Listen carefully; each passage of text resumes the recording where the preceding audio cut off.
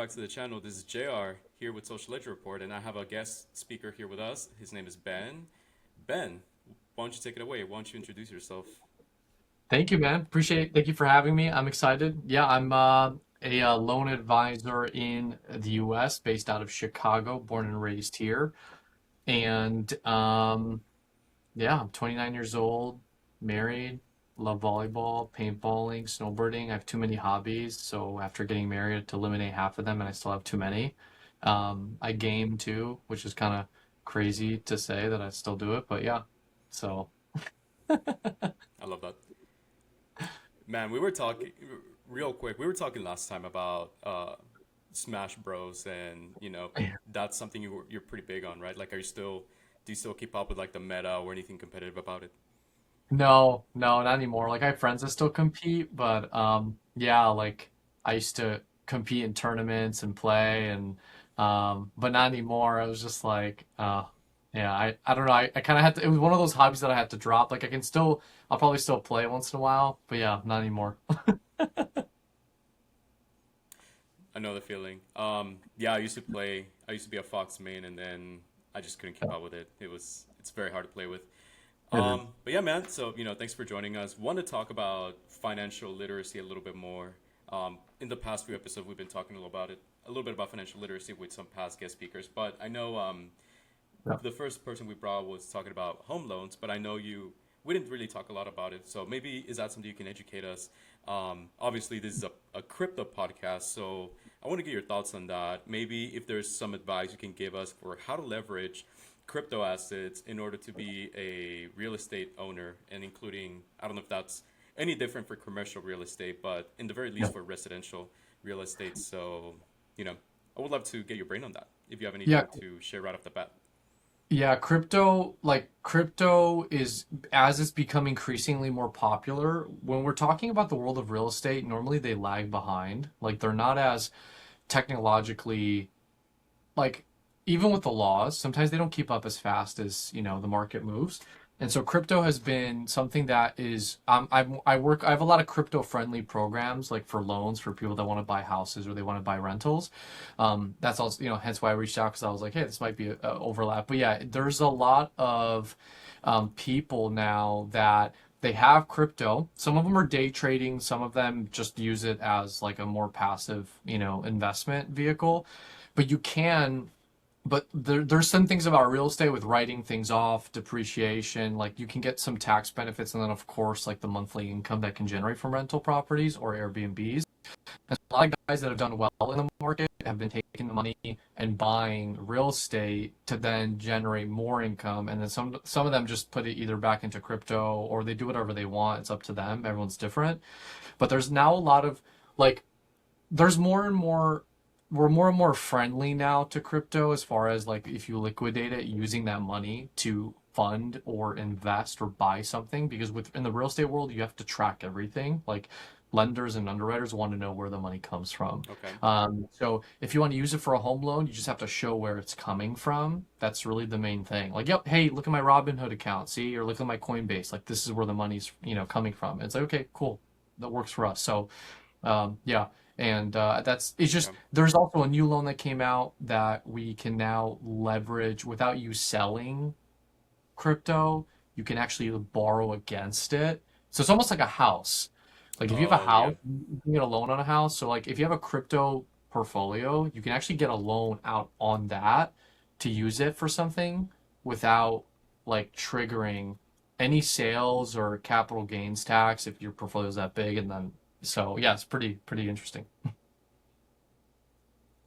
No, I love that. So, I did have a question. You were talking about how you don't really have to liquidate your assets to be to get access to capital to buy real estate. Is that correlated to what happened like a few months ago with Fannie Mae? So I'm gonna share my screen, and when I say all this stuff, the editor won't have any issues.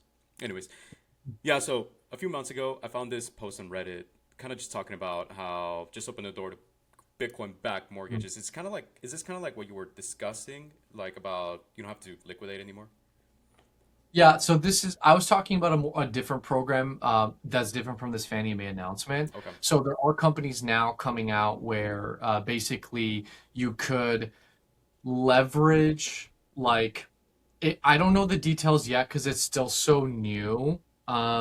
But like you're like this Reddit post that you're sharing, it's kind of on the nose. Like you could use the Bitcoin as a down payment through the partnership of Coinbase and a mortgage company, which is really interesting. Like this happened, and this has like never been done before. So one of the mortgage companies out there now called Better, they basically like partner with Coinbase. So yeah, like you can connect the two. I don't like that's something proprietary that they have though. You know what I mean? Like I don't know the details inside and Yeah. out, So but yeah.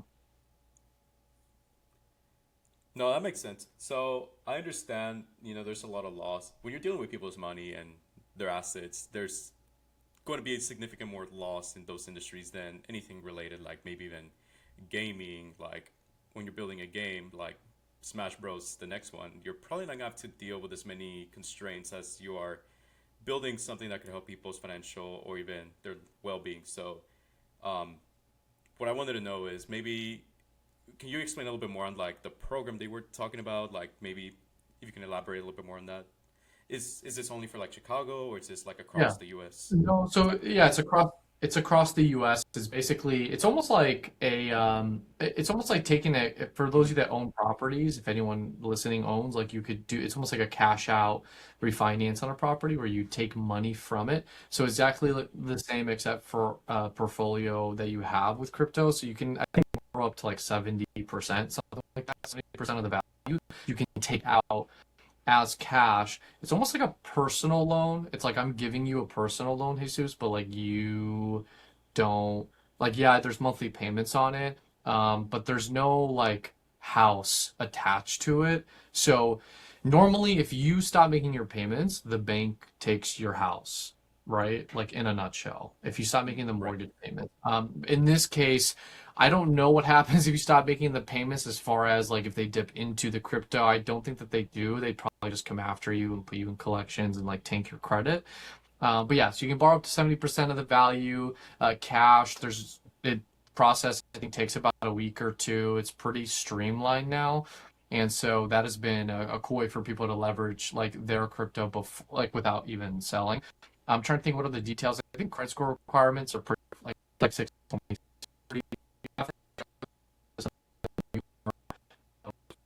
right? You can make and that's pretty much it. That's what they look at.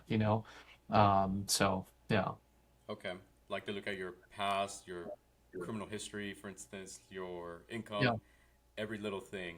And I yeah, have a buddy who, our co-host here at Social Ledger, he's in here, but he was telling me how he's basically rich on Bitcoin, but he wasn't able for a long time able to leverage it. And when you have a lot of net income or wealth assets, you can actually you have more options on what you can buy. So, yeah. like But ironically, it's funny like because you maybe don't. can you tell me a little bit of how that looks? Yeah, if Sorry, go you ahead. ironically like if you don't have traditional income, or even if you don't have a business, like I have a lot of guys, similar to your partner, like he never and they build up a sizable portfolio qualify. There's programs now, so what I told you about, there's also an additional one where we can divide up your assets by a certain amount of months. I think right now it's like Mm, 60 months or 36 months, but we'll divide it up and okay. that's your income. So you don't have to sell, you don't have to liquidate, but if you have, let's say, $1 million sitting in an account, we'll divide that up and even though you don't have any income, right? You don't show any income, doesn't matter. It's basically like a no income or no doc loan, except we leverage your assets to show for income. Yeah. It's pretty cool. Yeah, especially when you're. I mean, I'm I'm sure very few people have income. Like very few people are in that category where they don't have income because most of their wealth is in assets that they're borrowing against. So Yeah. not a lot of people know that because most Americans, they have an income, including myself. But Yeah. no, it's very interesting. I guess what I want to know is like, have you had any recent events or experiences where you've dealt with people who have just a lot of assets on crypto, maybe not just Bitcoin, but like a shit coin even, a meme coin, that sort of stuff. Yeah, I've had some that got extremely lucky, and then I got guys that got extremely unlucky. Um, like I'm trying to think, I forgot the name of some of them. I think Dogecoin was one of them that we saw Hmm. where I don't know where it's at now. Trump coin we saw. There was like, sometimes too, like with the Tate brothers and some of these influencers, there's just a lot of pump and dumping that Okay. we're noticing. And so sometimes like some of my clients, like some of the people I interact with, sometimes like I don't want to say fall for that, but like there's someone that comes out and says, "Hey, you got to invest in this. Like this is the next thing," right? They do it. It bloats the, prices go up, and then everybody just liquidates and sells, and then everything falls off. And so we've had that happen to a couple of people. So that is the problem, of course, dealing with more volatile investments, right? You're not buying an ETF like VOO or whatever. Um, that like barely, Yep. that changes, okay, 6 to 8% a year growth, whatever. It's like these that almost like overnight can just drop 20, 30. And so yeah, we think that people have used. Yeah. I'm actually glad you mentioned Trump coin because I do remember it being. I remember you mentioning it to me when we last spoke, and Yeah. I've seen the price of it, and it's just gone down ever since. So, like I can pull out a chart here for a moment. Yeah. Uh, this is from CoinMarketCap. Awesome. So, whoops, I'm being struck with a bunch of logins. Okay, man, ever since Crazy. what it came out, it classic pump and dump chart, from what it looks like, and Exactly. I don't even know. I'm sorry, I said, I yeah, couldn't hear. exactly. Like, you're exactly right. Yeah. Oh, yeah, yeah. Man, I wonder, like, just soft side note, like, I wonder what you can even do with this kind of asset that has depreciated so much. But mm, if you're using an asset such as this one to borrow against to buy a home, I guess you eventually got to get margin called. Like you're gonna have to meet whatever the loan's requirements are, that margin call. And I guess have you Yeah. had any instances where you've dealt with clients who've had similar experience? People, including myself, I've been margin called, and it's the scariest thing ever. Not recently. Like I haven't had any clients that have had to deal with like that on a large extent. I mean, the more recent ones that we have now is like um, no, it's just been guys that like liquidate and they have their funds and then they liquidate to purchase or to use the funds. But there hasn't been any instances where they're like, hey, like we got to do a margin call. I had that happen to me personally when I was investing, I think 2 years ago, and that was really frustrating. But yeah, not to like anyone that I know recently. Oh, that's good. Yeah, The less margin calls there is, the better, I say. for better. Yeah. No, that's good to know. But we've been talking about real estate, and then you mentioned VOO, which I was like, okay, not many people know about VOO, like those type of ETF. I think the one that 99% of people know is the S&P or the Yep. SPY. So, you know, you've mentioned, you seem pretty fluid and have pretty good financial literacy. So, is there like anything you can, what is it, talk like? I guess what I'm trying to Yeah. ask is, are you not just a home loaner, but also do you help people with financial advice? Like, what can Well, you tell us about that? yeah, I'm not a financial advisor, so I also have to preface that like I'm not licensed to manage people's money and then also make investing calls and things like that. I can just share like how I view financing and investment personally. I think there's many different vehicles that like to get to where you want to go. But also the thing too to understand is where are you trying to go? So a lot of people ask like, should I buy? It's like it's funny when people call me sometimes and they're like, should I do X? And I have zero context, like no context. It's like you going into AI and saying, should I buy a Toyota Prius without giving any details. Like, I'm this kind of commuter. Super fair. I want to save money on gas. I'm a contractor, so I need to carry two by fours, right? I need to carry plywood and drywall and like Hmm. you like it's important to know, first of all, what are you trying to do and where are you trying to go? So what does that mean? That means, okay, are you trying to generate, do you need something to just park your money for 6 months? Are you trying to day trade so that way you could what? Then just have a bunch of active income sitting? Like, are you trying to go for a more passive income stream? Are you just trying to do active income? Are you trying to do both?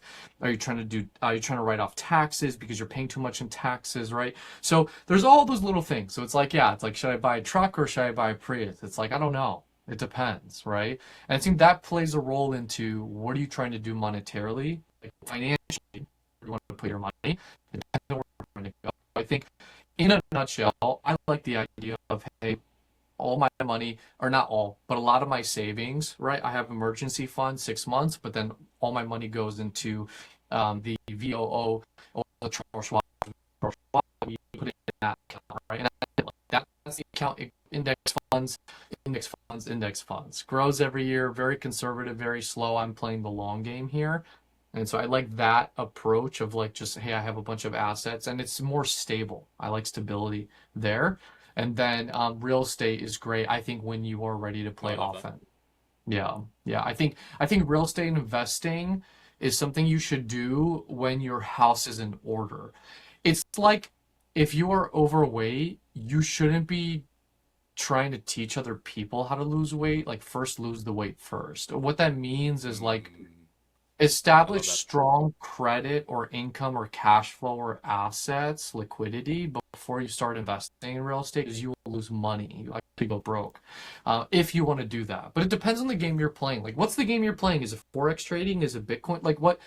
Understand the game better than anybody else is what I tell people and just get really good at that. So if you want to buy multi-unit properties, if you want to buy rentals or Airbnbs, or if you want to trade, whatever it is, you know, don't jump around. Do your Focus. homework. Don't be lazy. Yeah, exactly. Yeah. Yeah. No, I love that. I mean, shit. I'll be honest. When I got into day trading for the first time ever, when I heard about GameStop in 2021, when it was Yeah. all over Wall Street. What is it? Crazy. I'm blanking on the subreddit Wall Street Bets. I, Oh I'm yeah. I'm always on Reddit, so that's where I first learned about it. And I'm like, shit, I need to buy GameStop because apparently other people on the internet are doing really well with it. And then, I was already on Bitcoin at the time, and I debated should I just put more of my money on Bitcoin like I'm already planning, or should I just go in on this new trend? And then, when I bought GameStop at a pretty high price, suddenly Robinhood stopped. That's what I used. They stopped, all purchases and sales on GameStop because it was so volatile.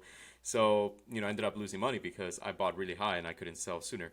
So, my point here is if I had stick to buy more Bitcoin, I wouldn't have lost nearly as much as I lost at that time. I put like at least $500 if I remember on GameStop, and I wasn't able to sell until like much later when they removed that block. So I guess always have a plan, stick with that plan, and you'll actually be better financially than just jumping on whatever is the new trend or meme coin that is hot right now. Um, I think we all have this like shiny object syndrome where we just chase things, and mhm. so it's tough. And it's like I get it. It's like, oh, I missed this opportunity. I missed this opportunity, and it's like, yeah, but like you'll never get anywhere if you're constantly chasing multiple rabbits. Like time is the way I see like fast track to growth. I think it's like sometimes we see business owners and they're like, wow, they have 7 businesses. So that means I should start 7 businesses. But it's like having 7 wives. Like it's impossible, especially if you haven't figured out a system yet, right? Where you can run the thing or step away from the thing to where it runs without you. And so anyway, that doesn't really apply here. My point is that like, yeah, like you when you jumped on GameStop, I didn't jump on GameStop. Yeah, I kind of there. I remember I was just like, smart. I'm just gonna not even deal with it because I'd rather just focus on my main source of income and keep growing that and keep doing a good job there instead of like getting distracted. So, Yeah, so I know better now. I was young and dumb. So the takeaway is have conviction on your investments and wherever you put your Yeah. money, that's going to pay off down the road, even if it's not shiny at first. Which it sounds so basic, but a lot of people just don't think when they're dealing with their money. They kind of get a high from it, like at least with day trading or that sort of stuff. Well, I guess thanks for joining us again, Ben. So thanks for your time, and thank you all for joining in today. We'll be seeing you around.